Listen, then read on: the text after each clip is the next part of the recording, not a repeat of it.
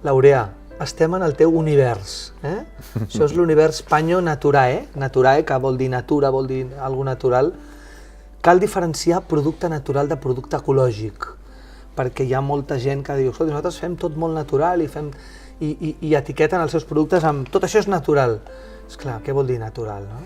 Bueno, etimològicament, el natural vol dir que no hi ha intervingut l'home, per tant, poques coses hi ha avui en dia que siguin naturals. Clar. Ecològic... Fem pedagogia, què vol dir ecològic? Ecològic, biològic o orgànic, que les tres coses signifiquen el mateix, és tot el que està produït dintre els paràmetres de l'agricultura ecològica determinades per la Comunitat Econòmica Europea. Per tant, amb uns estàndards molt clars, sí. Científicament molt rigorosos. Sí, o sigui, l'agricultura ecològica és l'agricultura que ve fent-se des del fons dels segles, fins almenys aquí a la nostra zona del Camp de Tarragona, als anys 69-70, que és quan va començar a arribar els primers productes de síntesi al camp, productes com Grambuxone, Reglone, en forma d'adobs, en forma d'herbicides, en forma... Va ser important perquè fins llavors els nostres pares i avis, que eren pagesos, jo crec que treballaven com animals.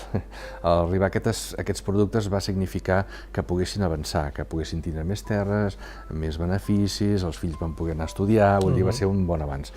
Però tots aquests productes sintetitzats, que després de la Segona Guerra Mundial cap aquí són un conjunt d'unes 367 matèries actives que combinades entre ells fan tot aquest gros vademecum que trobem al sector agrari en forma d'herbicides, acaricides, fungicides... Química a tope. 07, 43... No, això són conservants. Això és una altra història. No, és tot el que hi ha pel camp per tirar, en forma de... per adobar, per ensofetar... Per produir. Són productes sintètics. Aquests productes sintetitzats són els que estan prohibits en l'agricultura ecològica.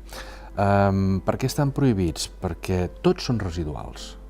O sigui, tots ells van al producte, ja sigui un vi, ja sigui una tomaca, ja sigui un bocí de carn. Per tant, això ens ho mengem. Sí, el cos humà n'elimina molts de forma immediata, altres tarda més, i n'hi ha uns quants que no els elimina mai, se van acumulant al cos humà. Llavors, l'agricultura ecològica està, com he dit abans, regulada per la Comunitat Econòmica Europea, com ho està la sanitat.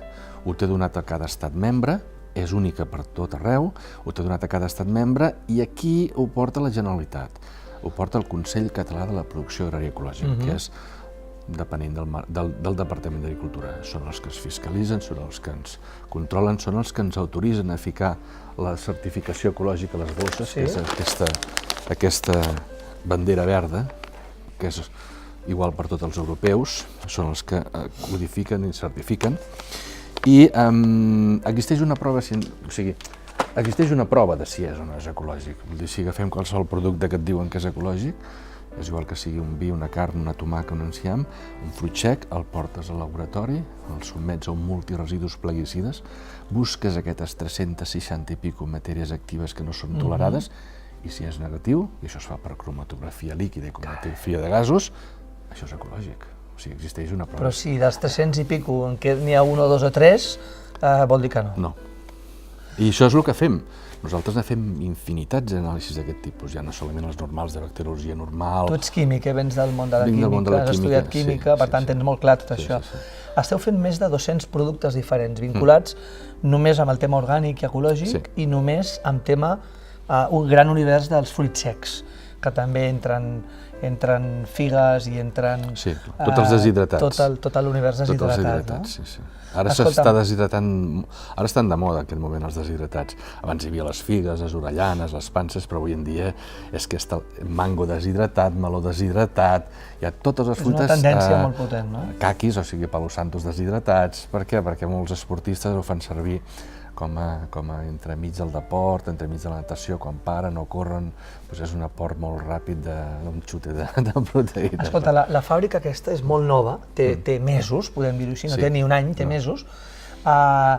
L'última tecnologia, no? Per tant, tu estàs aprofitant la saviesa de la història del millor producte possible, cuidar el producte, és a dir, la tradició, cuidar-la i mimar-la, però la tecnologia sempre és benvinguda i la innovació sempre és benvinguda. Sí, sí, sí.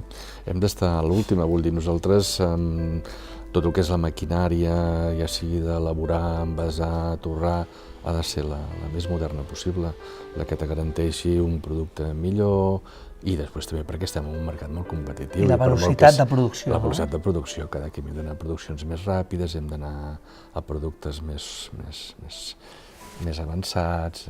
Quan calcules que podeu produir en un any? Si parlessin de quilos, molt aproximadament. Jo crec que unes 200 tonelades o 200 250. tonelades, no tinc ara la data al cap. aproximadament, 200 tonelades anuals de producte, d'avellanes, que això surt amb bossetes de 90 grams, eh? Amb bossetes de 90 grams. 90 grams, de 100 grams, de quart de quilo... Escolta, parlem dels ajuts líder, que són importants i que sempre donen un recolzament, no? Sí. Estem en aquest territori de l'avellana, territori de l'ametlla, i l'ajut líder també ha estat necessari també, no? És una cosa útil, no?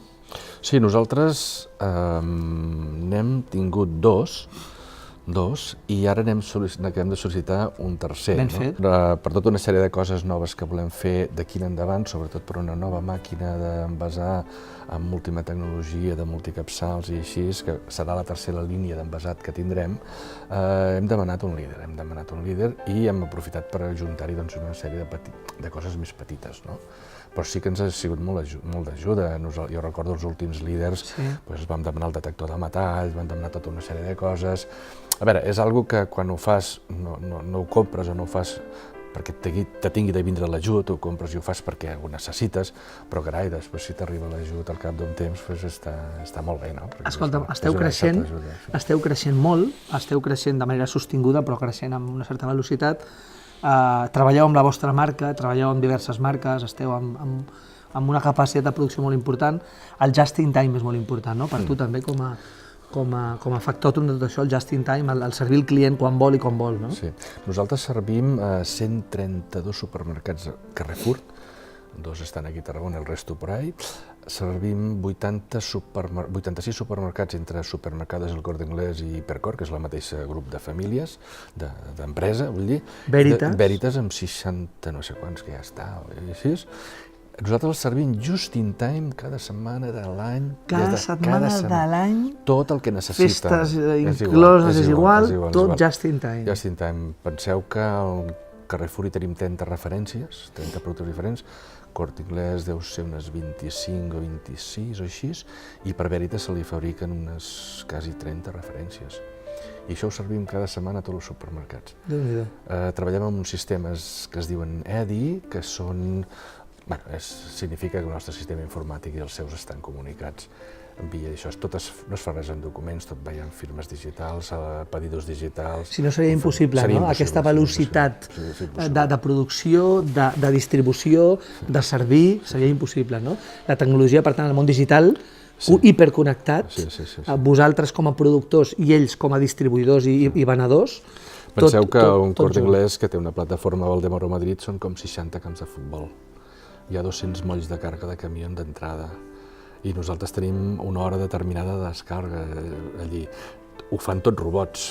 Els etiquetatges, els còdics han d'estar tots molt bé, ha d'estar tot, perquè a més tenim penalització si no ho fem bé. Ah, sí? Hi ha penalització? Sí, clar. Si no hi ha àrbitres, com al futbol, sí? Sí, quasi. No, penalització sempre targeta vermella, targeta groga... Són econòmiques, no? Clar, evidentment has d'entregar tot el que te demanen, perquè si no ho entregues, ells no ho fiquen a la venda, i no ho fiquen a la venda és un espai al supermercat on es perden diners, per tant t'apliquen algun tipus de correctiu, més que res perquè t'espavilis i li serveixis tot, no? Escolta, esteu amb l'ecològic 100%, això és molt important, és a dir, 200 referències ecològic 100%, i segurament a tu, com a factòtum de tot això, com a líder de tot això, et deu costar trobar de vegades proveïdors que treballin realment amb tots els ets i uts, amb tots els estàndards al món aquest, no? Amb el sector ecològic, tot i que Espanya és el país que més terres té amb ecològic, sobretot a la zona d'Andalusia i... Dels que més d'Europa, dius? Sí. Espanya? Espanya és el que més superfície... Curiós, això que dius és una mica contra és el que més consum té amb ecològic, però és el que té més plantacions amb ecològic. Però són plantacions moltes vegades de fruites, verdures i coses, ametlles, així, però no hi ha una gran varietat. A més, tot va quasi cap a Europa. Però del que és el meu sector, el sector dels fruits secs, a Espanya només trobo ametlla sí que hi ha la que es vulgui més, sobretot per aquí? Sí, figues també n'hi ha, i avellanes no trobo la que necessito, vull dir, no tinc prou producció amb avellana ecològica aquí a Espanya com per subministrar. Per tant, has de buscar els teus proveïdors on puguis, no? Capitàlia, aquí dintre d'Europa, i així és on puc. Sí, el cafè també és molt important, tu també fas cafè. Sí, nosaltres també fem cafè ecològic. Està quasi en exclusiva als Corte Inglesos i Hipercors d'Espanya, és Cafès Cavaller, que és el cognom de la meva dona, i bueno, fa 20 i pico anys que ho fem, cafè ecològic. Importem directament els orígens, centroamericans o sud-americans. Generalment el sud-americà te dona més cos, el centroamericà aroma, vas fer una combinació, uns blend entre... Fas blend, no? Mescles, no? Mix, no? Sí. I el torrem, bueno, has vist que el torrem aquí amb les torradores, sí. Som importadors també del primer fabricant de sucre del món ecològica, que és de Brasil. Importem contenidors quasi de forma setmanal aquí. I anem a buscar qualsevol cosa a qualsevol lloc del món. Vull dir, portem moltes coses de Xina que no trobem aquí, com per exemple llavors de girassol, llavors de carabassa, llis, mills, coses així. Importem directament. És una recerca constant de producte, no? Sí. Escolta, quin és el somni del Laureà ara mateix, el teu somni? El teu gran projecte ara mateix de la teva empresa, no? Bueno, jo crec que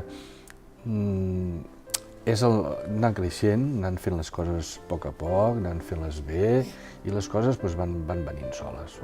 Tampoc és que aspirem a ser... Duplicar, quadriplicar, tot això? Jo crec que és anar fent les coses que anem fent bé. Som una empresa referent a l'estat espanyol, segurament amb el nostre litge de mercat siguem les que més, per anys, perquè vam ser dels primers que vam començar, i anant avançant, sí. I fent coses noves, perquè sempre hi ha coses noves. Sempre hi ha que cuidar el que tenim i obrir línies noves. Hi ha tot un munt de projectes nous per l'any que ve que són engrescadors, no? Molt bé. Són engrescadors, sí. Tenim un projecte d'anar a Brasil, tenim un projecte... Volem fer un pas més enllà de l'ecològic. Més enllà de l'ecològic? Sí, ja més enllà de l'ecològic, sempre hi ha un més... Transecològic, com es diria això? Extraecològic? No, després de l'agricultura ecològica el que ve és l'agricultura biodinàmica. Exacte, això els dels vins ho fan molt. Els dels vins. Els Albert i Nolla, tota aquesta gent, el tema de la lluna, els astres... Sí, l'ecològic seria l'agricultura dels nostres pares, per dir-ho d'alguna forma, o aquest seria dels tatarabuelos, no? Però bueno, el que estem veient és que quan viatgem per tot el que és centre Europa i nord d'Europa, aquesta gent amb gran poders adquisitius i amb molta cultura també, molt criteri. I que són els que estan darrere de tot això, estan per això. Vull dir, ja estan donant el pas cap al biodinàmic, però a marxes forçades. Per tant, una ametlla i una avellana biodinàmica. Sí. Espectacular, eh? Sí. Jo, de fet, una de les terres que tinc avellaner, ja la vull transformar en biodinàmica en un any o així. Sí. És un pas més, però sempre hi ha d'haver una cosa més, un punt d'això. Doncs ens ho expliques en una propera trobada. Molt bé. Un plaer. D'acord. Gràcies. A vosaltres.